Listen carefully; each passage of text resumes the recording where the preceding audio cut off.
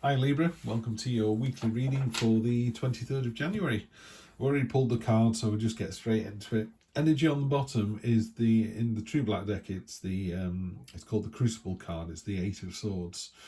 Eight of Swords is a card of normally self-sabotage and sort of, woe is me, not thinking you're good enough. Whereas, because normally it's a woman who's sort of tied and blindfolded and surrounded by swords, but you could just take the blindfold off and take the bonds that hold you off and just move forwards. In this one, he's done it as more of a test. So there's this incredible tension and test here. You feel like you're under pressure, and I just feel as though I'm not sure how true that is, because that's the sort of shadow card that's sitting underneath all of this. But these cards are really positive. So a good example is when I was growing up, one of my friends, I was really quite in awe of him. I was like, God, I bet he's 6'3" and built like a rock star, and he's amazing and he's funny and he was all these things. I was like, God, I wish I was more like him. And it was years later when we had a chat. We got drunk one night. We were just having a chat, and he said, "Well, you're about 6'2", aren't you? 6'3". And I was like, "No, 5'11". And he was like, "Oh, right." And we ended up, he thought the same thing about me that I did about him. Because, if someone goes, "Oh, my hero is my father," your father doesn't think he's a hero. He's just doing his, just being a dad. He's just on the planet doing his job. And I think we're guilty of that ourselves. So what I'm trying to say to you, Librans, is just be careful that you're not, I'm rubbish, when other people are talking about you at the same time going, "Oh my word, that person is amazing." Yeah, that's the same person. So sometimes you need to step outside yourself a little bit and realize you are this inspiring, commanding influence on people. That's what this King of Wands is about. You've also got the Page of Wands here. So your present position is you're inspiring, commanding, you're leading people, you're well liked, you are in demand. The page, the expectation is, the Indiana Jones. You want to jump into a new adventure. You want to either see where this takes you or see where this takes you, or something completely new. So you've got this lovely energy as well of this expectation of wanting to just go, just create a portal beneath your feet and just jump into the new adventure and see where it takes you.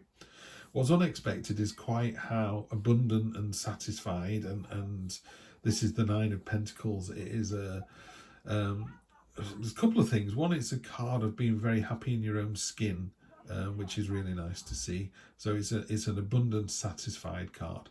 I used to call it sort of stay classy Chicago. It's that kind of just being happy in your own skin. It's a really hard thing to do, and that's why it's so unexpected here. She's not looking at the prey anymore. She's above eating, mice and birds, and she's on this, you're putting yourself on a pedestal. She's on a pedestal. It's made out of gold silk. It's expensive. It's a rarefied atmosphere that you inhabit.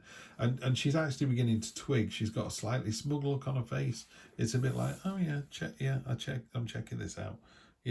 So you are as beautiful and impressive and worthwhile as you think your friends are. I wish it was as beautiful as my mate. I wish it was as powerful. I wish it was, and all these other people are saying that about you. Yeah, it's a real eye-opening moment. That lovely to see that. Short-term future, the Lighthouse card, Seven of Wands. This sometimes is depicted as a man on a hill holding the staff in his hand with six others coming at him. It's a card of determination. It's a card of holding your own ground. It's a card of, my way or the highway. I know I'm doing the right thing. And what I would say is, I in this card, he's drawn it really well. Arthur's illustrated it as a cast iron stick, with this glowing hand, this message that's pulsing out. That's why I use the lighthouse card. Lighthouses work whether the sea is completely becalmed or whether it's a raging storm and everything in between. They're just a lighthouse every day. They flash their message. This is the safe way into port. That's all they ever do. Don't go that way, you'll hit the rocks. Yeah. And no matter how many people rail against them going, this is wrong, this isn't the right way to do it, they just keep on with their message, straight and true all the time. Love to see that. And then the long-term future, and again in a weekly read, how long is long? 1, 2, 3 weeks. You can have this as long as you want. the Hanged Man or the Hanged One. Love this card in this particular deck. He's giving himself up to the earth. He's turning to molten gold or honey or whatever it is you want to call it. You know, there's harvest growing from this. He's transforming, he's changing. It is about changing your way of looking at a situation. You know, if it no longer serves you, you know, just change it. It could be something as big as my professional life or my relationship. It could be something as minor as I'm going to make sure I do the dishwasher once a day, not once every 3 days because it's smelly. You know, these don't have to be big things, but it is about looking at the situation with a different view. Yeah, it's also a card of losing the battle to win the war. Yeah, what is it that you need to do? What do you need to see to help you to get a better rest of the year? There you go. So let's have a look at these. Let's get going. We'll just clarify. It's nice fast reading, this one, Libra. Love to see this. Got the King of Pentacles on top of the King of Wands. King of Pentacles, very sophisticated. I mean, all the kings are very sophisticated. They're all very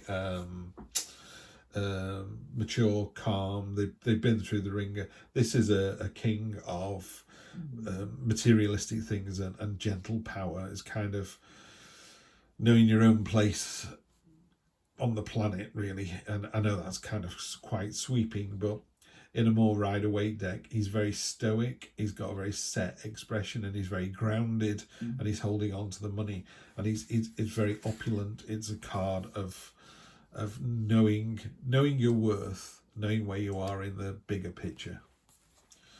Knight of Pentacles. Yeah, the Knight of Pentacles is the least active of all the knights. I'm not a big fan of the Knight of Pentacles, if I'm entirely honest. It almost feels like the knight feels like he grows into the king. Again, on the Rider-Waite deck, they look like the same person.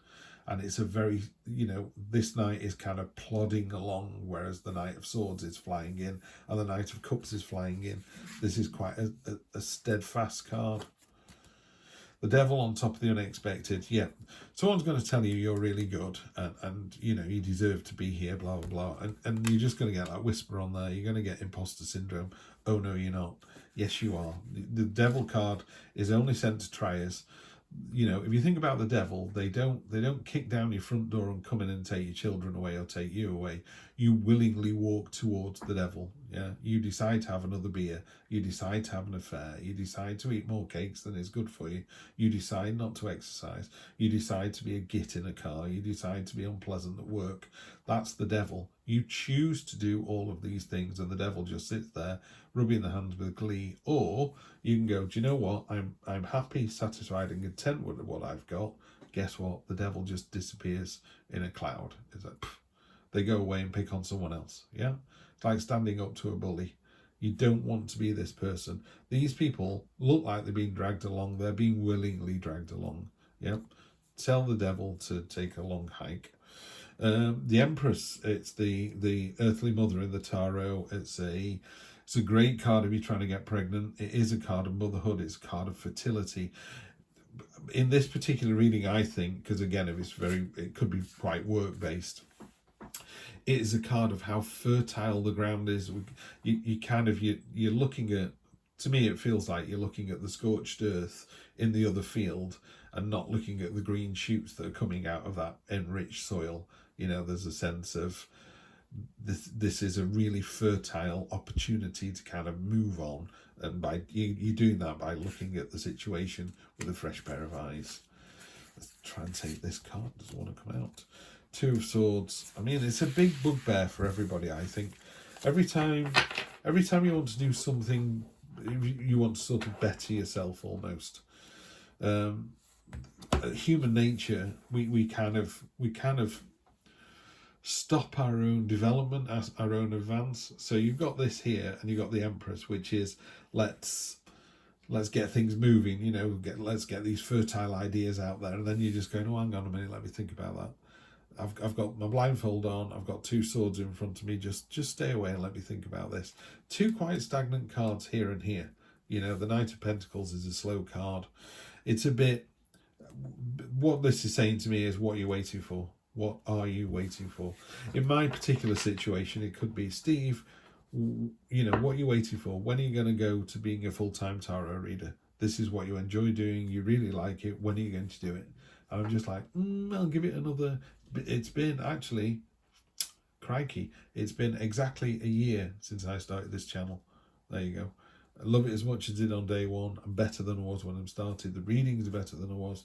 I got some fantastic subscribers who regularly turn up. So it's really nice. Love doing it. But it's not ready to be a full-time job yet. Or do I offer readings? Because I don't do private readings at the moment. I just do this. Do I change that instead of the job I'm doing? Don't get me wrong, I love the job I'm doing as well. So there's the difficulty. Anyway, that's me talking about this rather than you. So what I would say is, it's fertile, it's ready, we're ready to go. You've got the Emperor on the bottom here, so Emperor and Empress. Hang on, let me just have a swigger. The Emperor, Aries energy, he is the amalgamation of all four kings. So he's got the maturity, he's got the emotional sophistication. He's happy with where he's at. He's aware of his shortcomings. You know, it's a fantastic. I mean, the Emperor is a very, very powerful card. So this is you, Libra. You, and again, we don't do gender in tarot. So you've got the masculine and the feminine, Emperor and Empress, right in the reading there, right in your face. Okay, whatever life throws at you, you're aware of it. You're looking at it a different point of view. I think, Libra, what I would say is you're way, way better than you think you are. Yeah, you're doing a fantastic job, but make sure you're heading in the right direction. Where do you want to be in a year's time? How are you going to make that happen? Have a fantastic week. I'm going to see you next week for more of the same. Take care.